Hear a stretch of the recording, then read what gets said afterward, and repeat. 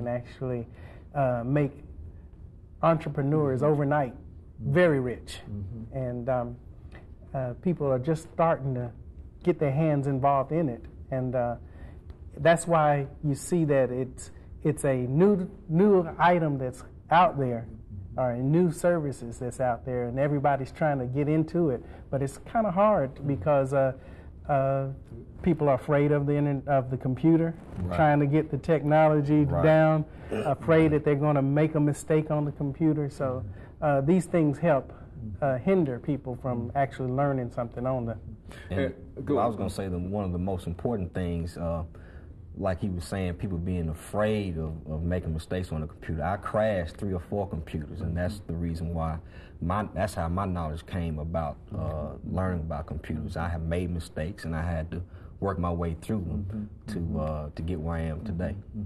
And so the two of you are saying is that there's this fear that many people have of the computer, and of course I don't think that it has that much to do with in terms of the social status of individuals or the professional status of individuals.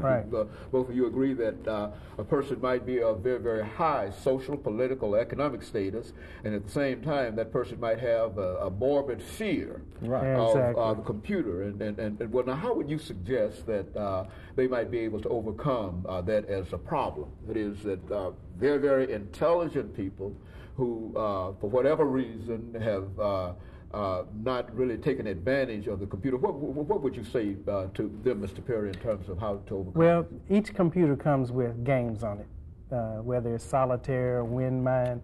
The best way to get a feeling of your mouse, play a game. And sometimes you get wrapped up in that game, and before you realize it, you're working that mouse around and you're hitting these buttons as if it was something you've done a long time. So games, I would say, would be one way of overcoming that fear. And also, the computers today come with a good tutorial program, so don't be afraid to hit the F1 help button at any point. So. And so what you said is that the opportunities are available, but first of all, people have to overcome a self-fear or self-doubt that they have. And even those individuals who are probably watching us this morning, who are well off and might have a lot of knowledge and information, still might have, are we saying still might have that fear? And so both of you are suggesting that they overcome that first by perhaps becoming involved in games. Very good. Now, when we talk about the computer, we also then bring into play this internet, you see, because I think that one of the most important things about the computer is that it does allow you access to what we call the internet. Let's talk about the internet. Let's start off, Mr. Perry, and then we'll... Well, again, I said that internet's been around for a long time, but recently we're just starting to get involved in it, and there are very many success stories over it, as well as very many failure stories in the internet business. But I think that it's up to what you want it to do for you. You have to do your research. You have to do your marketing, see what it is that you actually want to do on this, and then make some kind of plan as far as what do you want the internet to do. Some people just want to be able to research and find information on. So it's what it will do for you. And so, Mr. Collier, over the last half minute that we have here, we're saying that but the internet can do a lot of things for people. It can do a lot of things. Like I said, the research that you can get off the internet is just unbelievable. I mean, just this morning I was researching some information about a particular artist's baby face of mine, and I found so much information it overwhelmed me. And that's almost in every category. The only thing all you have to do is to click in the information, search for it, and it's all available there. That's the internet for us. That's right. Okay, very good. And of course, gentlemen, we're making preparations for our first commercial break, after which we will come back and continue our conversation dealing with the internet and the digital divide. But in the meantime, let us have our first commercial break, and we'll be back with our audience following this short break.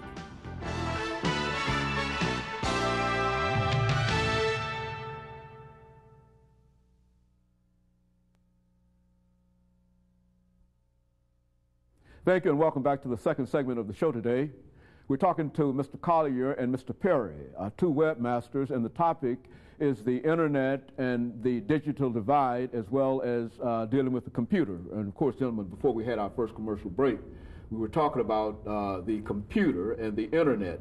But I think that most of us are familiar with the term the digital divide. And so what we'd like to do this morning is to talk about the digital divide, and for you to give us some information relative to the scope and exactly what we mean when we talk about the digital divide, and any other information that you feel would be very, very helpful to our audience this morning, to not only tell them about the digital divide, but to encourage them to become involved in the computer, which is itself a part of that whole question of the digital divide.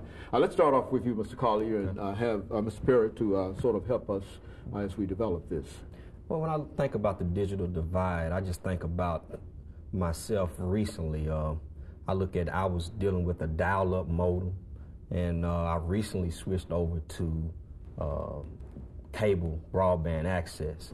And when I think about digital divide, I look at minorities. We're still on the dial-up modem, and everybody else is looking at, like I said, broadband and wireless. So, I mean, there's a big gap, and we need to catch up. By first, we need to get more computers in our households.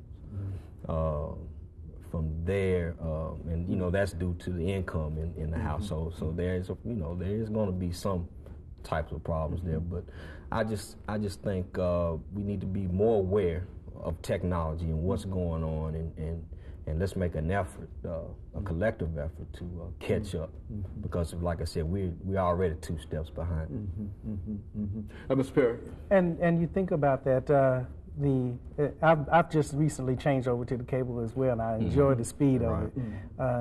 But again, I agree with them that everything is going digital now. I mean, you got digital TVs, digital clocks, and digital radios, computers, you name it, everything is going digital with some kind of type of computer inside of it.